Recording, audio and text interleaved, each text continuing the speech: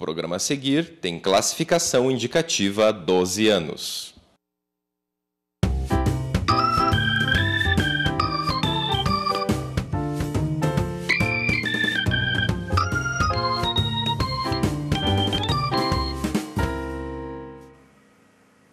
Olá, sejam bem-vindos ao Cobras e Lagartos, direto dos estúdios do Polo de Comunicação da Universidade Federal do Paraná. E estamos todos reunidos hoje, felizmente, Belmiro Valverde, Mário Negrão, Hugo Mengarelli e eu aqui. Acho que foram as manifestações e, por conta das manifestações, eu sugiro que nós também ameacemos a direção da TV da universidade para tirar essas restrições na abertura do nosso programa. Mas eu vou ficar com saudade. Aquele assédio moral. Aquele assédio moral, é verdade. Vamos começar com o Belmiro, que esteve ausente. Todas essas manifestações, as pessoas quebrando as coisas na rua, porque ele ficou ausente nos últimos programas. Belmiro. Será que ele não ficou ausente por isso? Provavelmente. Acho que ele estava infiltrado. Atrás de uma máscara do Guy Fawkes. Exatamente. Quebrando alguma coisa. Belmiro, o gigante adormecido piscou depois das manifestações. Quer dizer, todo mundo, vamos usar um termo politicamente incorreto e muito filosófico, todo mundo se borrou de medo. É verdade. Eu acho, se você olhar, é uma coisa muito interessante sobre o aspecto sociológico, né? É que as coisas são realmente, parece que é uma calmaria, uma apatia, de repente ela explode, né? É uma centelha. Né? O francês chama isso de coup de foudre, né? De repente dá uma centelha na coisa. E Paris, 68, foi uma coisa exatamente parecida com isso, né? Eu fui estudar na França em 67 e voltei para cá em março de 68 e ninguém podia supor que um mês e meio depois a cidade e o país estariam todos em convulsão e estariam praticamente encerrando o reinado do De Gaulle, né? Então, aqui eu acho que aconteceu a mesma coisa. A população foi acumulando uma série de agravos, né? E, de repente, um estopim qualquer, ela começa a encontrar um magneto para tudo isso. Quer dizer, o que tem a cura gay a ver com uma passagem de ônibus? Não tem nada, mas só tem o fato da indignação ser a mesma, né? Quem gosta de cinema vai se lembrar daquela cena do filme Rede de Intriga, né? Que o apresentador diz assim: vocês vão todos para a janela e gritem, eu estou de saco cheio, eu não vou aceitar isso mais, né? E de repente milhares de pessoas começam a gritar, eu estou de saco cheio, eu não vou aguentar isso mais. Eu acho, Ney, que isso aí é uma coisa extremamente salutar, sabe? Aquilo que o doutor Leonel Brizola uma vez fez um discurso histórico, que ele dizia assim: digam não aquele não que tu tens abafado no teu peito. Né? A população estava com um não abafado no peito.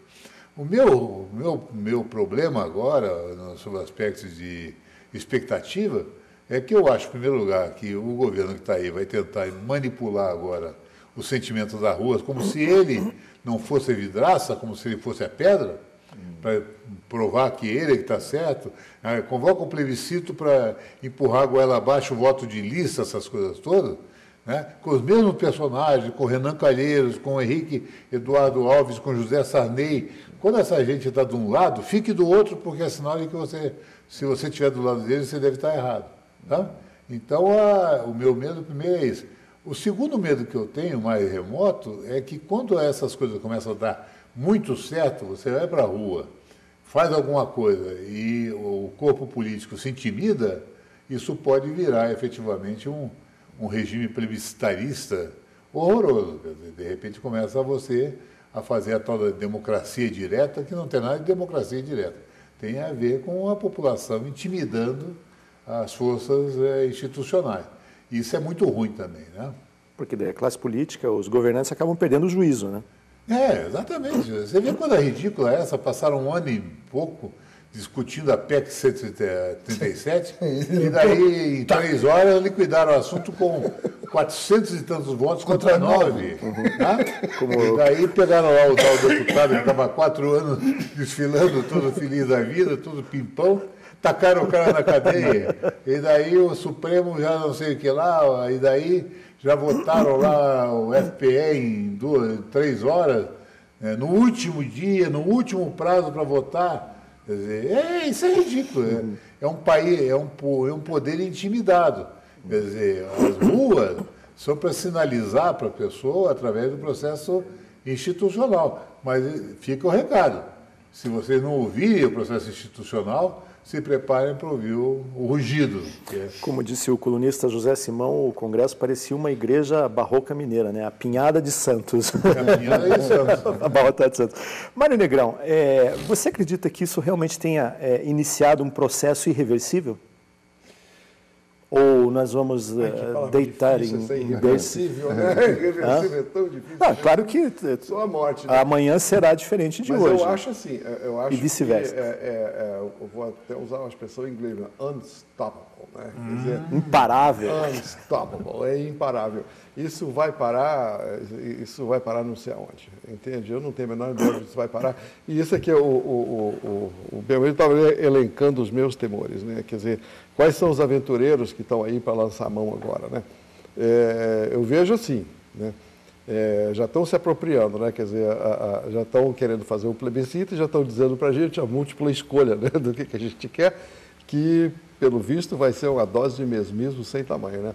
Outra coisa que eu achei muito curioso foi o Lula virar Harry Potter, né? Ele botou a capa do Harry Potter e sumiu, né? Desapareceu, ninguém sabe onde está o O modelo Conceição se subiu, ninguém sabe, ninguém viu. Né? Mas o gnomo... Era loucura, falava sobre tudo, sobre Corinthians, sobre seleção brasileira, sobre escalação... Aquecimento global. A escalação do Thiago Silva, agora... Agora, diz até que vou publicar um livro onde está o Wally, né? Agora, onde está Lula, né? Ninguém sabe onde é que está o gnomo, o gnóbio. Sumiu. E sumiu porque vai ressurgir, porque aquele cara tem uma resiliência fora do normal, né? Quer dizer, eu acho que agora nós estamos assim nos braços do imprevisível, né? Ninguém sabe o que vai acontecer. Eu acho que todas essas medidas que você está vendo aí, emergenciais, tudo isso não vai bater em nada, né? Porque, veja, é tudo sem respaldo, né? Então, pode falar que vai distribuir sorvete de picanha ou qualquer coisa que dá na mesma, porque eles vão concordando com tudo, mas as coisas não têm essa sustentabilidade, porque a gente sabe que as coisas levam tempo para ser implementadas, né? Então, esse grito de socorro aí deles... Dá a impressão que são manobras para ganhar tempo, né? Evidentemente, até porque não se sabe o que vai se fazer, né? Quer dizer, essa turba nas ruas ameaçando quebrar tudo, quer dizer, ainda que, né, as pessoas não gostem de confundir, mas, na verdade, isso assusta. Olha, eu desde adolescente descobri uma tática, né, para lidar com os pais, né? Quando você não quer concordar com nada, você concorda com tudo, né? Porque depois você chega lá fora e faz tudo o que você quer, né? Todo mundo que foi adolescente falava isso, né? Você concorda com qualquer coisa, porque você sabe que depois você vai fazer o que você quer. Eu não sei se existe essa autoconfiança toda. O que eu estou achando bonito é isso, essa espontaneidade, porque, olha, é a primeira vez que a gente está vendo no Brasil, há muitos e muitos anos, algo espontâneo, né? E eu não acho, assim, essas críticas que estão dizendo que tem um fascismo onde os partidos não podem aparecer, não é lugar dos partidos aparecer mesmo. Entendeu? Isso aqui é hora nossa, hora do povo, né? Mas eu acho que isso é um pouco de miopia, né? Os partidos não gostam de fazer autocrítica, né? Sejam quais forem eles, né?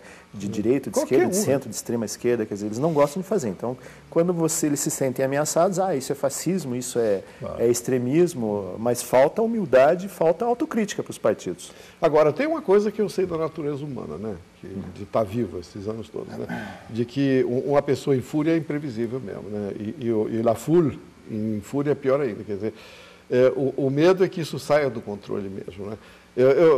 Você vê que a liderança disso tudo está ainda sotto voce, né? Eles existem, né? De vez em quando você vê sinais que existem líderes aí, mas que por alguma razão ou outra eles estão invisíveis, né? O que assusta é isso, se isso sair do controle mesmo, sabe? No ano da Copa, quer dizer, no ano pré-Copa, onde tudo está para acontecer, isso me assusta um pouco, sabe? Saber onde que vai parar tudo isso. Mas a gente reza e pensa, eu como sou um otimista, né? Porque pessimismo dá câncer, né? Você vai se apegar aos seus santos e patuás. Eu vou, pessimismo dá câncer. Eu não quero, vamos rezar para que dê certo, né? Porque até agora parece que está dando. Né? Mas eu estou com um pouco de medo. Você tem medo também, Hugo? Você acha que isso é salutar, de forma ampla, geral e restrita? Salutar sem dúvida, né? mas é importante colocar que quem começou isso aí foram os estudantes com o MPL. Movimento Passe Livre. E esse movimento Passe Livre era de partidos políticos e de esquerda. Ponto à parte. ¿Está claro? Sí. Mas hay que reconhecer eso. Y que eles foram a lutar por aquilo que ganharam, que conseguiram. Eu não concordo que não haja grupos fascistas dentro aí tratando de impedir a politização. Porque dice que era não partidária, não política. Como não política? Em qualquer momento, em qualquer lugar onde você está, nós já discutimos se isso é político. Não, o simples fato das pessoas estarem na rua reclamando pelo que quer que seja é um ato político. Só o fato de estarem na rua fazendo qualquer coisa importante, que não seja carnaval. Que não seja, é ato político, ato carnaval, se nós pensamos. Um ponto filosófico. Claro. Então, não, é sempre comigo. É sempre com você. É o Marco Feliciano. É o Lula. É o Lula. O Lula reclamando. É o Lula reclamando. Então, o que passa? Oh, Deus. Então, um excesso, não? Isso é o primeiro. Eu também penso como você, não sei o que vai acontecer amanhã, principalmente porque qualquer movimento, quando não tem cabeça, pode ir para qualquer lugar. E isso, como disse Belmiro, sim, pode levar aquela coisa, plebiscitos, não, pode levar um golpe de Estado também, gente. Quando as instituições começam a se fazer farinha, companheiro, bom, e há que ver que é o que vem aí. Pode ser que até se abra uma coisa nova, pode ser que retornemos atrás. Porque, para mim, se discute, mas vejam bem quais são os movimentos que nós temos, como na Argentina agora, não? Com as 500.000 pessoas. Eles tiveram um sistema muito bom para pegar esses arruaceiros, que é o que fizeram. Sim, se sentavam na rua, então, a cara que ficavam fazendo arruaça, todo mundo via quem era. Era fácil pegar. Né? É o que eles estão fazendo aqui agora. Né? Agora estão fazendo aqui agora também. Ou seja, por quê? Porque as pessoas vão levar seu ideal. Mas que culpa tem o cara que tem seu negocinho aí, entra e esvazia? Esses são bandidos, não tem nada a ver com o protesto. Mas cheio de bandeirinha vermelha, viu? Eu vi um ônibus sendo virado ali com as bandeirinhas lá na lançada. Isso não quer dizer absolutamente nada. Eu já vi muitos em passeata vestidos de revolucionários da polícia. Lo encontrávamos com revólver. Depois tinham que justificar por que perdiam o revólver. Isso te lo digo eu, experiência própria. Os famosos P2 que estão aí entre o jornal Folha de São Paulo mostrou um fuzileiro naval que estava atacando o Itamaraty. Ele estava de bermuda, parecia um manifestante. E ele, imediatamente após ter sido preso, deu um carteiraço e foi solto. E ele estava lá jogando pedra no Itamaraty. E era um fuzileiro naval, hein? No com fotos, e tem toda a sequência com fotos. No YouTube está o carro de polícia sendo quebrado pelo próprio policial. Para parecer... Essas coisas, para parecer que foi o povo que tem muito cuidado. Não quero dizer que não possa existir o que você colocou. Está claro? Só que a gente tem que ter um pouquinho de cuidado com isso, nada mais que isso. E frieza. E frieza, porque são situações complicadas. Importante, cara. Importante. Para mim, me parece muito importante, porque eu estava um pouco assim pensando como pensava nos anos 70. E olha, aqui vai passar alguma coisa quando os portugueses façam uma revolução, como dizendo, lá nunca vai acontecer nada. E chegou 75 e tivemos a Revolução do Cravo. E todo mundo ficou de olhos abertos. Aqui passou isso também. Ou seja, explicar-lo. Bom, eu acho que se explica, porque o que estava acontecendo era absurdo. Não estava acontecendo. Nós levantamos a vez passada uma série de contradições que você disse, esses caras são bipolares. Não? Casamento gay, e ao dia seguinte... Contra a homofobia. Contra a homofobia, casamento gay, e depois vem a questão do cura gay. Então, o cara casa o gay e o interna os dois casados. Primeiro proíbe a homofobia, depois claro. Legaliza a união homoafetiva e depois... Ou seja, bipolar. É uma loucura. Evidentemente, é uma loucura. Eu acho que esses preços, Donaton, o Natan Donaton, não? O deputado esse, mas se tem que botar ser preso, sabe quanto tem que ir? Nossa. Meu Deus do céu, vamos ficar sem deputados, gente. Praticamente vão ficar poucos, se realmente tem que ir presos. Então, são tentativas. Agora querem endurecer contra a corrupção. Mas, o que fazia Al Capone? Não mandava flores a suas caras que assassinava. Não é mais ou menos o mesmo isso? Ou estou tão errado? Há que ter muito cuidado com todas essas coisas, porque, e quero dizer, e quem se mexe é a classe média. Porque o povão está aí, Sim, tranquilo. alguém paga imposto nesse Totalmente. país. Como? Alguém paga impostos nesse Claro, país. alguém paga imposto. Então, é a classe média que está na rua. E na França, os trabalhadores, mas os trabalhadores não é povão comum. Os trabalhadores é outra coisa na França. Os trabalhadores têm carrinho, Citroën fora para eles, me entende? E os estudantes também, foi grande parte da classe média. Né? Espero, vamos a ver, eu estou com um pé atrás e um na frente, como se diz. Agora, Belmiro, esse atabalhoamento das autoridades, enfim, do poder constituído, isso não pode ter efeitos colaterais indesejados para o país? Claro, o primeiro lugar dá a impressão exatamente de que existe um absoluto aturdimento, né? A pessoa, eu acho que isso é mais ou menos como o cara que está achando que é a última Coca-Cola do deserto, como diz o pessoal hoje em dia, né? Linda. E de repente descobre que não é, quer dizer, o PT nunca imaginou que alguém fosse para a rua protestar contra ele. O PSTU, Não, o próprio PT pequeno, também, na juventude saiu também. Não, e sem carro de som e sem algum artista, enfim, ou algum grande puxador de Eles não imaginavam nunca que a população pudesse ser tão ingrata, né? Não, deu o Bolsa Família, o Bolsa não sei o que lá, o Bolsa Cultura da Marta Suplicy para o cara assistir um filme por mês. Agora o Bolsa Presidiário, o Bolsa... E como é que essa população tão injusta faz isso comigo, né? Eu acho que a primeira coisa é isso. A segunda coisa é que eles, como uma boa parte deles, como bons stalinistas que eles são, né? Porque vários deles são definitivamente stalinistas, eles querem agora aproveitar exatamente, tirar uma resultante a favor deles. Quer dizer, eles querem agora reinterpretar o que você está dizendo daquilo assim, estou te entendendo, você quer dizer tal coisa. Não, eu quero dizer exatamente o contrário. Não é isso? Aí está. Mas eu estou aqui atento a você, então, agora vamos fazer um plebiscito. A dona Dilma, que é muito primária nessas coisas, deu um passo adiante, falou em plebiscito e falou em constituinte. Aí abriu uma caixa de Pandora, porque a constituinte, se você quisesse fazer uma constituinte no Brasil, você devia fazer mesmo, mas não com os que estão aí. Claro, absoluto. Fazer a constituinte com os que estão aí é você convalidar, é você cohonestar todas as Talvez seja piorar o que já existe. Piorar o que já existe, quer dizer.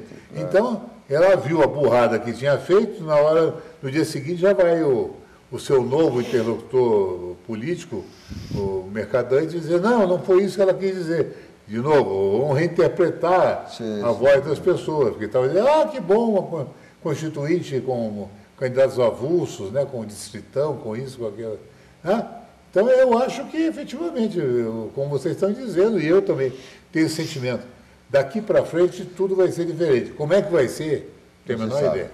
Porque, de repente, a população pode se sentir, como está na moda de dizer, né, alvo do empowerment, como nós gostaríamos de dizer, está empoderada. Né? Sempre digo, se alguém quiser me empoderar, eu protesto. Né? A população está empoderada, vai lá e agora vai ser, então eu não gostei dessa lei. Junta 10 mil pessoas, vão lá para o Congresso para pressionar para mudar a lei. Ou então, ao contrário, pode remansar isso e assim, já fizemos a nossa parte, 7 horas é a hora da novela, vamos embora para casa e estamos conversando. Agora, essa essa política do bafo no cangote, o bafo na nuca, Mário Negrão, não pode acabar tendo efeitos desagradáveis, colaterais, como, por exemplo, o populismo exacerbado, e daí, quer dizer, o poder acaba ficando refém, acaba fazendo um monte de bobagem, quer dizer, vamos congelar isso, vamos fazer aquilo, vamos confiscar o boi no pasto, como a gente já viu, e o Brasil, do ponto de vista estrutural e econômico, acaba literalmente indo para o vinagre? Olha, você botou o dedo no meu medo. Porque agora eu vou puxar aqui. Foi bom para você? Foi bom para você. Eu vou puxar aqui aquilo que parece que não tem nada a ver, mas eu acho que não tem jeito. Que é o Marquês de Sade. Né? Que existe uma diferença muito grande entre razão e racionalização. Né? O ser humano, quanto mais ele está pressionado, quanto mais assustado, quanto mais ele está emocionado, mais ele tende para a racionalização, né? E menos ele tende para a razão. A razão é como a vingança, é um prato frio, que você come frio. Né? E quando você está tomado de qualquer tipo de paixão, né? Seja ela lícita, ilícita, ou moral ou imoral, né? A tendência nossa é buscar a razão nas coisas, né? Simplesmente num jogo de palavras, né? E não fundamentado em algum sentimento mais profundo de justiça ou de ordem, qualquer coisa. Então, o medo que dá é isso. Eu vejo agora, por exemplo, o governo racionalizando, né? Quer dizer, buscando... É uma coisa que eu acho que é fundamental dentro do comportamento humano, é a diferença que rege o processo terapêutico, é a diferença entre fundamentação e justificação. Né? Você, quando justifica alguma coisa, você está só querendo explicar alguma coisa de tal forma que a pessoa concorde com você. E quando você fundamenta, você traz a bibliografia. Né? Você diz assim, em que bases, em que princípios você está raciocinando. Né? O ser humano, para fundamentar, ele precisa de tempo, né? E ele precisa de equilíbrio e juízo. Né? Eu acredito, na experiência que eu tenho de vida, e olhando para mim, né, que é quase impossível você fundamentar enquanto está correndo. Né? Você só fundamenta enquanto as coisas estão calmas. Né? Então, o grande medo desse bafo na nuca é isso, é racionalização pura. E o que a gente está vendo agora... Você acha racionalização? Você não acha que não é uma coisa mais atávica, assim, sobrevivência? Mas racionalização é isso mesmo. Racionalização é a morte da inteligência. Racionalização é a burrice que parece inteligente. Né? É isso que é o triste da racionalização, né? Porque quando o cara racionaliza, ele está dizendo alguma coisa absolutamente idiota e você pensa que está falando uma coisa maravilhosa, né? É o conselheiro Acácio, famoso, né? Então, a gente está vendo momentos de racionalização e esse é o bafo na nuca. Você quer dizer que nós estamos vendo momentos de sofismos, então? Pode botar assim. Né? Uma pessoa, trazendo assim para o campo psicoterapêutico, assim, uma pessoa que está sendo raptada, uma pessoa que está sendo assediada, uma pessoa que está sendo sobrepujada de qualquer forma, né? A tendência dela é concordar com tudo mesmo. Né?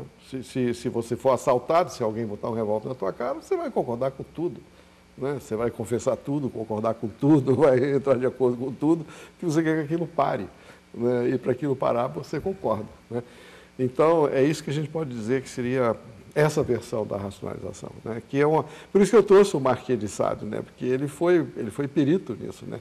De perverter a razão de tal forma que parecia que estava se falando uma coisa muito racional. Como dizia, por exemplo, tem uma cena famosa em Justine, né? Em que a menina está sendo torturada e a outra reclama e ela diz assim... Mas por que o torturado tem mais direitos do que o torturador? Se o torturador tem direito de reclamar, o torturado tem direito de reclamar, o torturador também tem direitos de torturar. Né? E você olha para aquilo, você é diabólico, né? E você sabe que não tem razão, mas parece que tem. E todos os princípios democráticos dele está colocado aí. Exatamente. Não? Então, o Marquês de Sade é um jeito interessante. Se ele estivesse vendo... É uma boa pergunta, né? Se o Marquês de Sade estivesse nos vendo agora, o que diria ele? Né? Français encore, anaphore, se vous voulez être républicain. Francês, saindo um esforço se vocês querem ser republicanos. Filosofia do Boudoir. A gente pode dizer que depois desse episódio, peço que vocês tentem ser um pouco sucinto, a gente vai ter um novo tipo de democracia no país ou nós teremos mais do mesmo? Mas aí... Eu não digo essa democracia direta que estão vendendo como panaceia. Seria abrir para outro caminho, né? Porque a mim me parece que a democracia em nossos países todos passa por coisas por outro campo, não só pela manifestação do povo. Nós somos países de efeito colonial muito forte.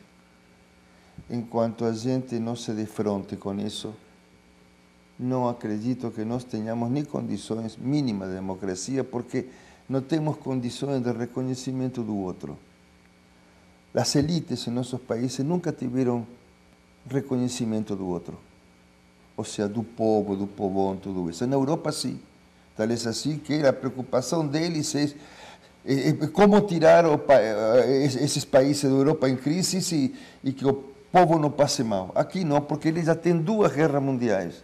Aqui foi sempre com violência contra o povo, sempre uma imposição muito grande. Então, sim, alguma coisa vai se acomodar, mas o problema fundamental, que uma vez me colocou, acho que foi em janeiro de 78, ainda me lembro desses grandes papos que eu tinha com Eugênio Rossi Filho, o pai do Jim, que trabalhou com você.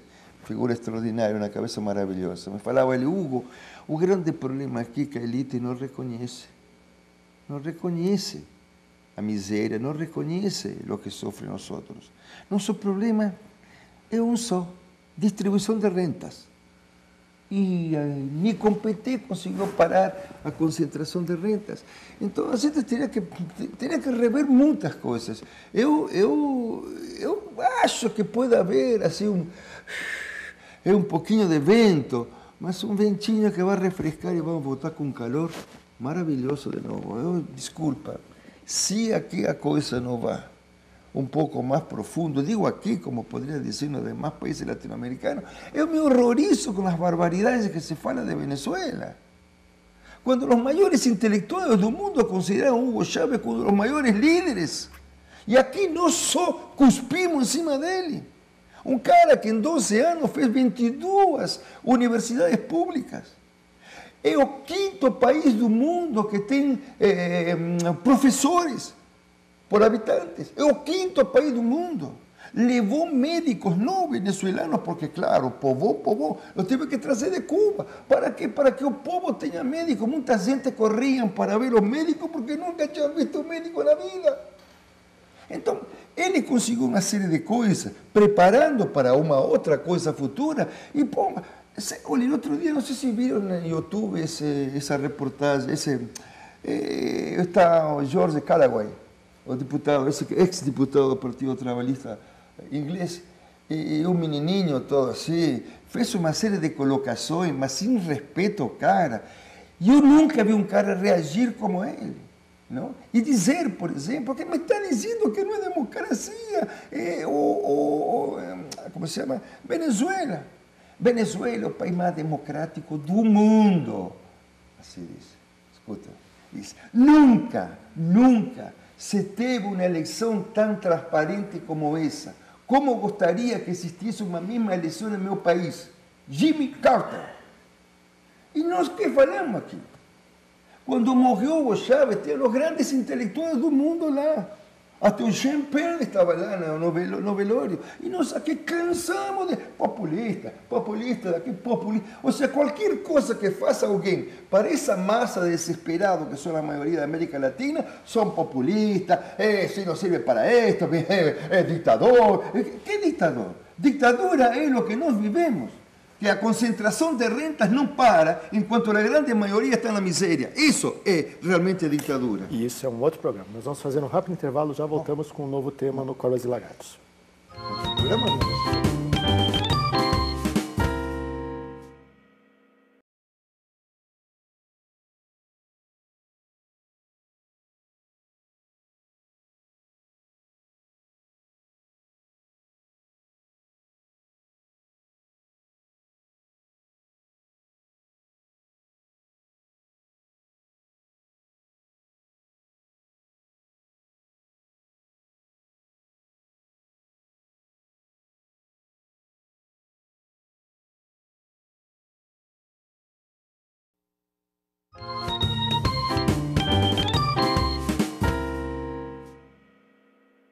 Este é o segundo bloco do programa Cobras e Lagartos, e sempre lembrando aos telespectadores que os temas discutidos aqui não são previamente apresentados aos nossos debatedores, Claro que muitas vezes eles adivinham, mas agora nesse segundo bloco vamos sair um pouco das passeatas e as nossas escaramuças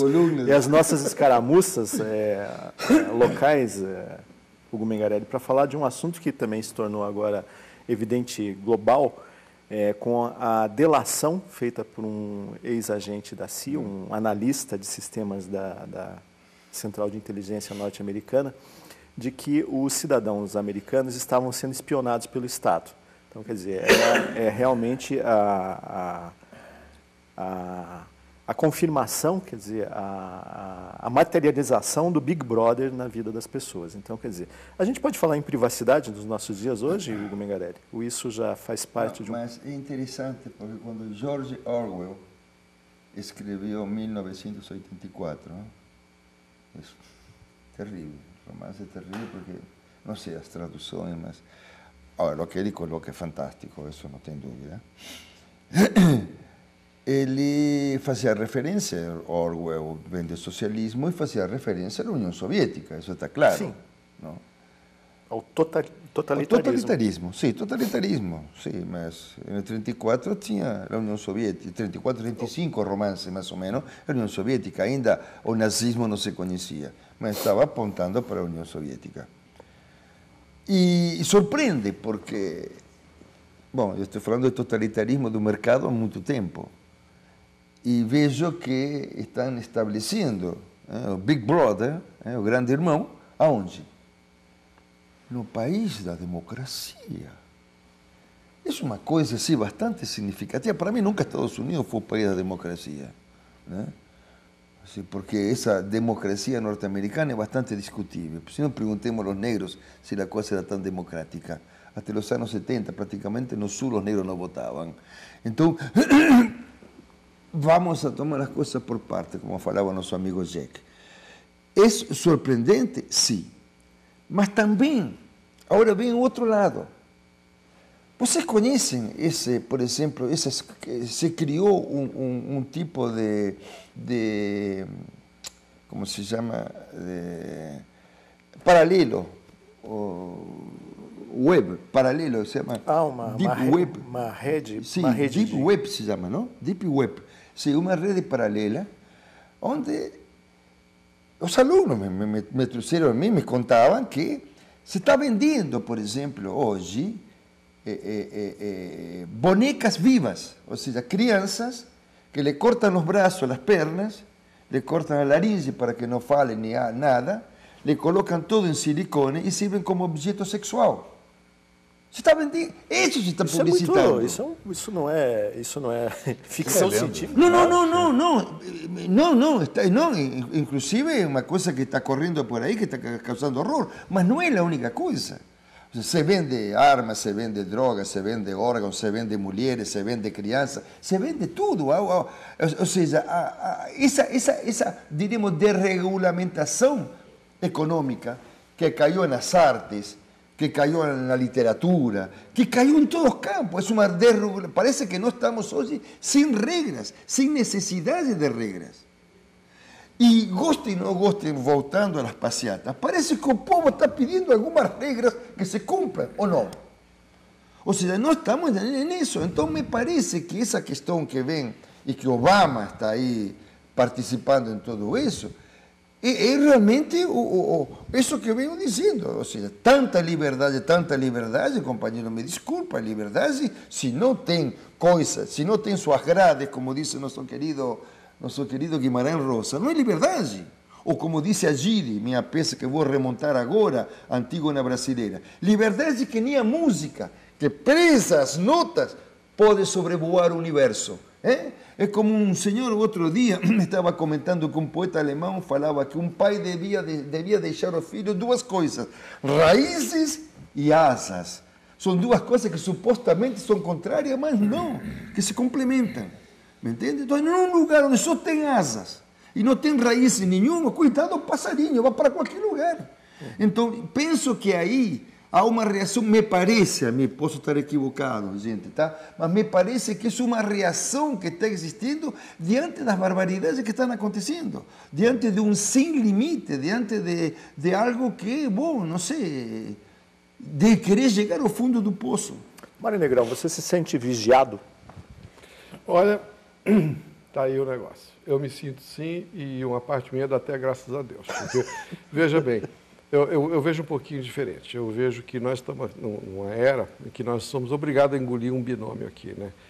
Privacidade versus segurança, né? Veja que essa coisa dos Estados Unidos é um exagero, eu acredito que é um exagero sim, mas é um exagero do 11 de setembro, né? Quer dizer, deixa eu falar um pouquinho. Depois que o terrorismo, né, assim, espalhou pelo mundo, né, criou esse binômio nas pessoas, né? O que você quer? Por exemplo, aqui, nós temos câmeras espalhadas pela rua, para tudo quanto é lado, né? Nós temos câmeras espalhadas pela rua, não é porque tem nenhum Big Brother que está querendo ver a gente, é que nós mesmos estamos querendo isso, porque é para a nossa segurança. Você vê que, à medida que começaram a espalhar essas câmeras, está mais fácil identificar assaltantes, está mais fácil analisar acidentes, está mais fácil mesmo. Então, o homem moderno tem que fazer essa troca, que eu acho uma troca terrível, entendeu? É terrível mesmo, né? É assustador que nós vamos ter que escolher entre uma coisa e outra, né? Se você tirar todas as câmeras, por exemplo, da rua aqui, né, os assaltantes vão fazer a festa, não é? Os bandidos vão fazer a festa, né? Então, a vigilância e a liberdade são duas coisas, duas coisas que andam numa dialética estranha, macabra, né? E é uma coisa muito, muito triste do homem moderno que tem que fazer essa escolha. Eu fico imaginando, às vezes, assim, como deveria ser antigamente, onde você não tinha essa opção. Você não precisava se preocupar com esse tipo de coisa. Aliás, não precisa ir tão longe. Eu vivi nos Estados Unidos na década de 50, né? E lá o meu pai deixava a chave do carro na ignição e a gente ia dormir e deixava o carro aberto. Não havia isso. A gente saía para o trick or treat do Halloween, as crianças à noite, ninguém tinha medo de que abduzia a criança. Eu estava agora esperando a van da escola do meu neto, né? E ele falou assim: vovô, como é que eu posso saber quem que é gente estranha e quem que não é gente estranha? Eu falei, meu Deus, assim, então meu neto está falando isso para mim. Assim, e eu estou tendo que dar esse tipo de explicação para ele. E dei uma explicação que eu achei horrível. Mas eu estou mais preocupado com a segurança dele que com qualquer outra coisa. Falei, a gente estranha é qualquer pessoa que nós, da sua família, não apresentou. Entendeu? Se nenhum de nós apresentou e disse que esse é fulano, então você pode considerar que a gente estranha. Não quer dizer que é bom ou mal, mas só quer dizer que é estranho. Né? Não é conhecido. Olha, nós vivemos tempos de pavor mesmo, né? Então, a minha resposta é essa. Eu vejo os americanos, não vejo tão profundo assim. Eu vejo ali que eles têm que fazer uma troca. E nessa troca há exageros. Se você liberta demais... Bota exagero nisso, né? Bota exagero, sim. Bota exagero. Mas é um exagero que vem do medo. Isso é sinal do medo. Até eu li um artigo nessa semana que uma organização norte-americana que reúne as empresas de seguro, que eles apresentaram uma estatística que você tem uma chance em 20 milhões de sofrer com um atentado terrorista do que... E para você morrer num acidente de trânsito nos Estados Unidos é muito menor a chance. Então, e, no entanto, não se investe tanto em segurança de trânsito quanto terrorismo, né? Quer dizer, isso daí virou uma verdadeira indústria. Mas né? Então, é uma verdade, né? É que o medo leva a exagero mesmo. Né? Claro. E chega um momento que você não sabe mais distinguir. É uma coisa irracional, né? Você fica irracional, você não sabe mais distinguir. É claro que isso é um exagero deles lá, isso é um exagero, mas é um exagero assim que eu interpreto como um sinal dos tempos, né? É um pavor que as pessoas vivem hoje em dia, pavor de sair na rua, pavor de tudo, né? Então vem essas coisas loucas na nossa vida agora. Agora, Belmiro, quando a gente fala nesse mundo Big Brother que a gente vive, a gente não fala só na questão da segurança, porque hoje a gente usa tanto a informática, a gente está tão conectado, tão plugado toda hora com o celular, com tudo. Na verdade, isso é uma forma também de vender coisas para a gente, porque hoje você, através dos seus gostos, quer dizer, se você entra numa loja virtual, pelo simples fato de você frequentar algumas páginas, eles já sabem quais são os seus gostos de música, de literatura, de compra de eletrodomésticos. Então, quer dizer, nós estamos sendo vigiados hoje também para o consumo. Claro. Eu acho que isso você lembrou bem, esse fenômeno do Big Brother, em primeiro lugar, ele é muito mais, como é que chama, mais includente do que parece. Agora está todo mundo idilizando um negócio chamado Big Data. O que é o Big Data? Big Data é saber tudo que puder saber a teu respeito, para te vender coisas, para você criar percepções. Então, através de algoritmos, assim, vou tentar descobrir como é que o Hugo faz compras na vida deles. Aí então pega o telefone celular dele, vai ver onde é que ele se movimentou. Hoje em dia é inacreditável a falta de privacidade. É que nós não sentimos isso. Se você sair hoje em dia de carro para qualquer lugar e você estiver com celular, qualquer pessoa será capaz de rastrear você em tudo. Por onde? Pelas antenas em que o teu celular passou. Você bota o pé nos Estados Unidos atualmente, quando você desce do avião, e você é fotografado. E tem um sistema que lê em velocidade colossal. E tem o nome de um dinossauro, né? Não, eles chamam carnivore, né? Carnivore. Você desce do avião, ou de qualquer coisa, e você é fotografado. Em 2 segundos, a polícia, os caras que estão ali, sabem que você pode ser um risco. Daí o cara chega, senhor dá licença, eu podia vir comigo até aqui? Quer dizer, então, isso que aconteceu nos Estados Unidos agora é aquela coisa que é o símbolo. Na hora que o cara descobriu, mais ou menos o óbvio, que as mensagens de e-mail são todas elas decodificadas e lidas, que as mensagens, que as cartas, que os telefonemas, que existem sistema de reconhecimento de voz, tudo isso aí é segredo de polichinelo. Os americanos estão se iludindo com isso porque querem se iludir, eles estão cansados de saber. Eu não concordo muito com o Mário, com essa história do trade-off entre segurança e privacidade, não. A sociedade, toda a sociedade totalitária nasce com a história de vou proteger você. Exatamente. Não é? Aí eu vou te proteger, porque sabe como é? Tem os inimigos do povo, eu sou do teu lado, hein? Então o Sturm, Abteilung, lá do nazismo, estão protegendo as forças políticas que estão demonstrando a favor do povo, certo? Toda vez que você tem que fazer esse trade-off, que diz assim, eu vou te cercear para te proteger, é sinal de que você jogou fora uma série de valores. Alguns países deram demonstrações extremamente interessantes de como é que pode conviver com isso sem ser um regime totalitário. A Inglaterra teve durante 20 anos a ameaça do IRA na Inglaterra. A Inglaterra era mais vigiada a tua bagagem quando você entrava do que em qualquer lugar do mundo. Só que era feito de um jeito tal que você, pois não, faz favor, só quero ver, e a vida continuava como se você não tivesse... Londres é a cidade mais monitorada do mundo. Exato, Londres tem câmera, você não pode ir no banheiro. Monitorar a rua está certo, porque a rua não é espaço privado, a rua é espaço público, né? Então, as pessoas que fazem coisas em público devem estar dispostas a aceitar que o público saiba o que elas estão fazendo, né? Agora, eu não acho que seja certa essa ideia. E é bom que eles tomem um pouco esse susto, porque os Estados Unidos estavam virando rapidamente um país totalitário. Quando você pega Guantánamo é uma mancha em qualquer país que quer se dizer democrático. Não, pega o cara, taca numa cadeia, está lá 8 anos, 2001, faz 12 anos. Quer dizer, a guerra do Iraque, né? Faz 10 anos. E está o cara preso há 8 anos, 10 anos, sem saber porque está preso. Sem ter direito a advogado, sem acusação formal, sem ter direito a ver a família. E daí diz assim, mas por que esse cara está preso? Não, eu não sei. Está em Cuba, querido, está em Cuba. Tem alguma coisa que ele fez errado, então para que ele não tenha tentação de fazer de novo, eu vou tacar ele na cadeia. E o processo, isso é um negócio inacreditável. E o processo corre em segredo de justiça, né? E o processo corre em segredo de justiça. Isso é uma coisa medieval. E eu, que sou um americanófilo absolutamente confesso, eu fico horrorizado que o país da minha admiração faça uma coisa desse tipo. É possível a gente ter privacidade hoje, Hugo? Você acha que nesse... Mas ele colocou uma coisa muito importante.